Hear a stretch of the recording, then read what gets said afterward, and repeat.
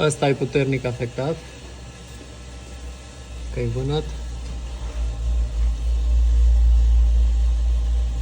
Ăsta mai e afectat.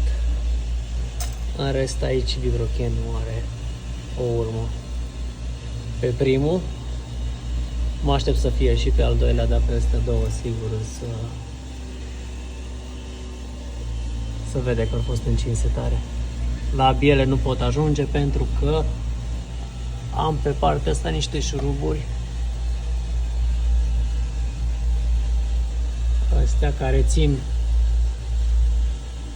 lagării palier și nu le pot scoate decât dacă îi dat suportul de motor jos. Să vedem mai departe. Pe partea stângă am avut mai mult spațiu. Le-am desfăcut șuruburile. Dar din dreapta nu pot. Cam atâta.